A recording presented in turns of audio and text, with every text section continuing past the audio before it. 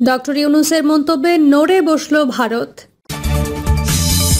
জানাবো মোহাম্মদপুরে আওয়ামী লীগের আস্তানা, ফোনে নিয়মিত বৈঠকে হাসিনা, অর্থের যোগানদাতা নানক।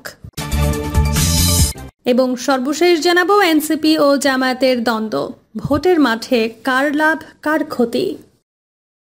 এতক্ষণ শুনছিলেন সংবাদ শিরোনাম, এবার বিস্তারিত।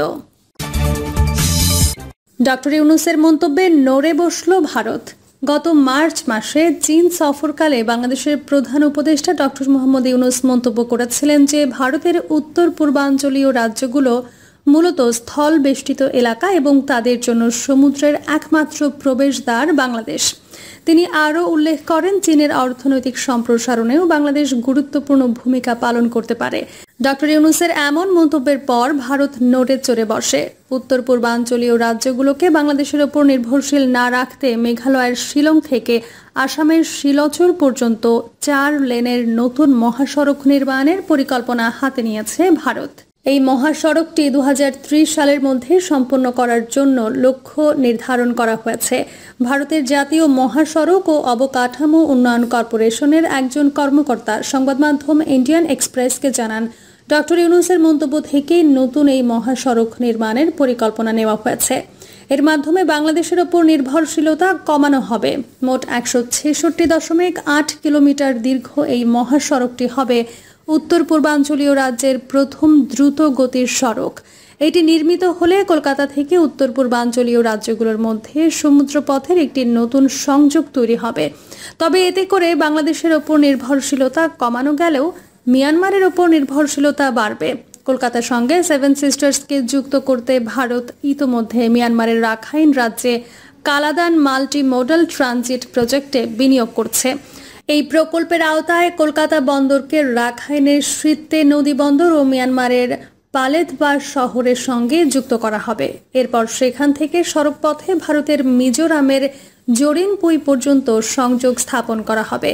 ভারতীয় কর্মকর্তারা জানিয়েছেন, শিলং শিলচর মহাসড়কটি শুধু উত্তর পূর্বাঞ্চলের প্রথম দ্রুতগতির সড়কই নয়, এটি হবে ওই অঞ্চলে প্রথম বড় ধরনের অবকাঠামো প্রকল্প।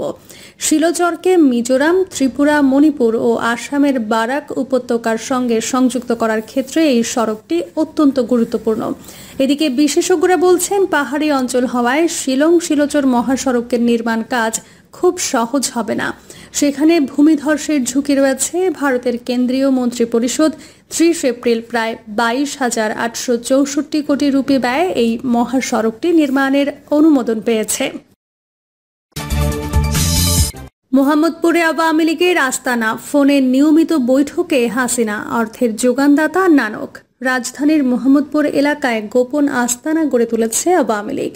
এখান থেকে ষড়যন্ত্রের পরিকল্পনা ও নেতাকর্মীদের বিভিন্ন দিক নির্দেশনা দেওয়া হচ্ছে। দেশে ও বিদেশে থাকা আওয়ামী ঘনিষ্ঠদের নিয়ে একটি চক্র এখন পুরো মাত্রায় সক্রিয়। শেখ হাসিনা ও জাহাঙ্গীর কবির নানকের সঙ্গে এখান থেকে মোবাইলে নিয়মিত যোগাযোগ করা হয়।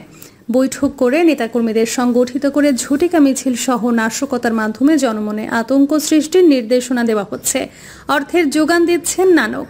আস্তানাগুলোয় বিপুল পরিমাণ অর্থ ও অস্ত্র রয়েছে বলে জানিয়েছে একাধিক সূত্র। স্থানীয় বাসিন্দা সহ বিভিন্ন সূত্র জানিয়েছে, ওইসব আস্তানায় আওয়ামী লীগের অনেক বুদ্ধিদাতা নিয়মিত যাতায়াত করছেন। আস্তানার মালিক হাসান মাহমুদ। তিনি নবাবগঞ্জ উপজেলা স্বেচ্ছাসেবক লীগের সভাপতি ও নবাবগঞ্জের নয়নশ্রী ইউনিয়ন পরিষদের সাবেক চেয়ারম্যান মোহাম্মদ পলাশ চৌধুরীর শ্যালক। হাসান মাহমুদ ও পলাশের ছেলের সঙ্গে প্রায় প্রতি রাতে টেলিফোনে কথা বলেন জাহাঙ্গীর কবির নানক। প্রায় সময় বিভিন্ন দিক নির্দেশনা নিয়ে হাসানের সঙ্গে কথা বলেন ভারতে পালিয়ে থাকা সাবেক প্রধানমন্ত্রী শেখ হাসিনা। হাসিনাকে আপুর সম্বোধন করেন পলাশের ছেলেরা। হাসান মাহমুদ, দুলাভাই পলাশ, 2 ভাগ্নে, যুবলীগ নেতা পিউল ও ছাত্রলীগ নেতা পাপন, এই 4 জন নেতাকর্মীদের সংগঠিত করে রাজধানীর বিভিন্ন স্থানে ঝটিকা মিছিল সহ নাশকতার মাধ্যমে জনমনে আতঙ্ক সৃষ্টির চেষ্টা করছেন বলে অভিযোগ রয়েছে। আর এদের অর্থের যোগান দিয়ে সেই পরিকল্পনা চূড়ান্ত করার চেষ্টা করছেন ভারতে পালিয়ে যাওয়া আওয়ামী লীগের প্রেসিডিয়াম সদস্য জাহাঙ্গীর কবির নানক। তাদের বাসা বাড়িগুলোতে পুলিশ তল্লাশি করলে বিপুল পরিমাণ অর্থ ও আগ্নেয়াস্ত্র পাওয়া যাবে বলে জানিয়েছে নির্ভরযোগ্য সূত্র। এই বিষয়ে জানতে আস্তানার মালিক হাসান মাহমুদকে বারবার ফোন দিলেও তিনি রিসিভ করেননি। আর হাসানের ভাগ্নে পিউলকে কল করলে সাংবাদিক পরিচয় পেয়ে ফোন কেটে দেন। স্থানীয় বাসিন্দারা জানান হাসান মাহমুদের বাসা মোহাম্মদপুর মেট্রোপলিটন হাউজিং এর ৩৫ নম্বর লিফটের ৫, আর তার দুলাভাই নবাবগঞ্জ উপজেলা আওয়ামী স্বেচ্ছাসেবক লীগের সভাপতি ও নবাবগঞ্জের নয়নশ্রী ইউনিয়ন পরিষদের সাবেক চেয়ারম্যান মোহাম্মদ পলাশ চৌধুরীর বাসা মেট্রোপলিটন হাউজিং এর ৪৮ নম্বর লিফটের ৪-এ। নবাবগঞ্জ এলাকা থেকে পালিয়ে থাকা পলাশ চৌধুরীর শ্যালক হাসান আর তার ২ ছেলে মিলে মোহাম্মদপুর এলাকায় আত্মগোপনে থেকে দলকে সংগঠিত করার নীল নকশা করে যাচ্ছেন। হাসান মাহমুদের ভাগ্নে যুবলীগ নেতা পিউলের সঙ্গে ২ মাস ধরে বহুবার বৈঠকে মিলিত হওয়ার খবর পাওয়া গেছে। এছাড়া পিউলের ছোট ভাই পলাশ চৌধুরীর ছোট ছেলে ছাত্রলীগ নেতা জহুরি মহল্লা বাবর রোড সহ মোহাম্মদপুর এলাকায় নেতাকর্মীদের সংগঠিত করতে ক্যাম্পেইন চালিয়ে যাচ্ছেন। আগ্নেয়াস্ত্র মজুত। হাসান মাহমুদের বাসায় লাইসেন্স করা ২টি আগ্নেয়াস্ত্র রয়েছে বলে জানা গেছে। ৫ আগস্টের পর অস্ত্র দুটি তার চাচাতো ভাইয়ের কাছে রেখে গেছেন। স্বরাষ্ট্র মন্ত্রণালয় থেকে আগ্নেয়াস্ত্র জমার নির্দেশ দেওয়ার পরও অস্ত্র দুটি জমা দেওয়া হয়নি।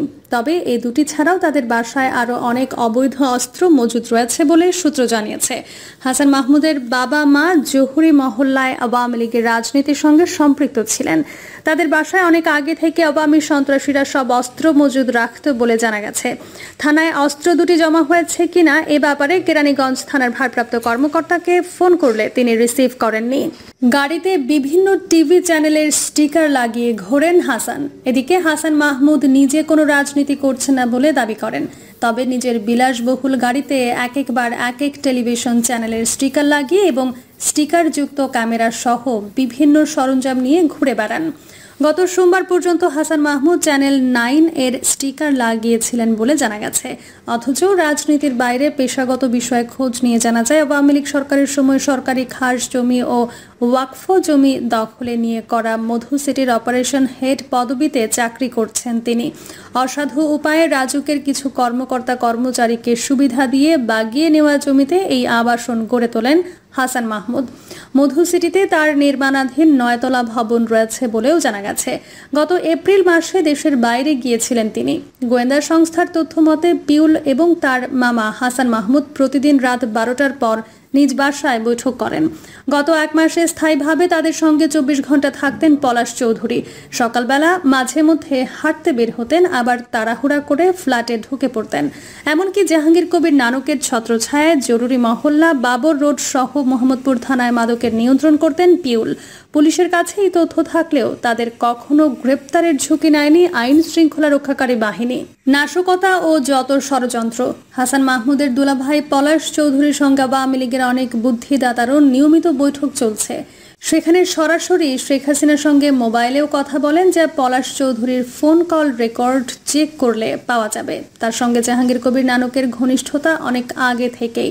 নানকের আশীর্বাদ পেয়ে নবাবগঞ্জ নয়নশ্রী ইউনিয়ন পরিষদের চেয়ারম্যান নির্বাচনের জন্য টিকিট পান পলাশ। গত শুক্রবার রাত ১০টার পর রাজধানীর মোহাম্মদপুরের স্যার সৈয়দ রোডে প্রবর্তনা নামে একটি প্রতিষ্ঠানে পেট্রোল বোমা নিক্ষেপের ঘটনা ঘটে। জানা গেছে ওটা কবি, দার্শনিক ও মানবাধিকার কর্মী ফরহাদ মজহার ও অর্থনীতিবিদ ফরিদা আখতারের প্রতিষ্ঠান। টার্গেট করে এ ধরনের প্রতিষ্ঠানে আওয়ামী সন্ত্রাসীরা হামলা চালাচ্ছে বলে সূত্র জানিয়েছে। সূত্রের দাবি, এর মাধ্যমে মূলত দেশকে অস্থিতিশীল ও সাধারণ মানুষের মনে ভীতি সঞ্চার করতে যাচ্ছে ফ্যাসিবাদের দোসররা। জানতে চাইলে পুলিশের এআইজি ইনামুল হক সাগর আমার দেশকে বলেন, আগের চেয়ে গোয়েন্দা তৎপরতা বাড়ানো হয়েছে। যে কোনো পরিস্থিতি মোকাবেলায় আইন শৃঙ্খলা রক্ষাকারী বাহিনী প্রস্তুত আছে। কেউ কোনো ধরনের নাশকতা সৃষ্টির চেষ্টা করলে তার শক্ত হাতে প্রতিহত করা হবে। এনসিপি ও জামায়াতের দ্বন্দ্ব, ভোটের মাঠে কার লাভ কার ক্ষতি। জুলাইয়ের গণ আন্দোলনে আওয়ামী লীগকে নিষিদ্ধ করার দাবিতে এক মঞ্চে ছিল এনসিপি ও জামায়াতে ইসলামী। ইসলামী ছাত্র শিবিরের সমর্থনও পেয়েছিল এনসিপি। যৌথভাবে আন্দোলনে অংশ নেওয়া সত্ত্বেও আন্দোলন শেষে দুই পক্ষের মধ্যে সামাজিক মাধ্যমে শুরু হয় তর্ক বিতর্ক ও যা দ্বন্দ্বে রূপ নেয়। এনসিপির দাবি, আন্দোলন তাদের আহ্বানে শুরু হয়েছিল এবং দলীয় পরিচয় গোপন রেখেই তারা আন্দোলনে সক্রিয় ছিল। এনসিপির শীর্ষ নেতারা ক্ষোভ প্রকাশ করেন তাদের জেন্টলম্যান এগ্রিমেন্ট ভঙ্গ করে জামায়াত শিবিরের কর্মীরা নিজেদের দলীয় স্লোগান দিয়েছে এবং জাতীয় সঙ্গীত গাওয়ার সময় বাধা দিয়েছে। জামায়াতের পক্ষ থেকে দাবি করা হয়, স্লোগান দেওয়ার ভাষা শেখানো হয় না, অনেক কিছুই স্বতঃস্ফূর্তভাবে ঘটে যায়। তারা স্বীকারও করেছে, জাতীয় ইস্যুতে দলীয় স্লোগান এড়িয়ে চলাই শ্রেয়। মুক্তিযুদ্ধ নিয়ে জামায়াতের অবস্থান প্রসঙ্গে এনসিপি স্পষ্ট, যারা মুক্তিযুদ্ধকে বিতর্কিত করতে চায় তাদের সঙ্গে আদর্শিক মিল হতে পারে না। এনসিপি দাবি করে তারা আওয়ামী লীগ বা তাদের নেতাদের কোনো প্রকার পুনর্বাসনের পক্ষপাতী নয়, বরং গণহত্যার দায়ে আওয়ামী লীগের দলগতভাবে বিচার হওয়া উচিত বলেও তারা মনে করেন। বিশ্লেষকদের মতে এনসিপি বুঝে গেছে জামায়াতের সঙ্গে জোট করে লাভ নেই, কারণ জামায়াতের ভোট ব্যাংক সারা দেশে ছড়ানো হলেও তা খুবই দুর্বল, তাদের আসন সংখ্যা সীমিত। প্রিয় দর্শক, এই ছিল এখনকার সর্বশেষ সংবাদ। আপডেট সব সংবাদ পেতে চ্যানেলটি সাবস্ক্রাইব করে বেল আইকনটি ক্লিক করে রাখুন।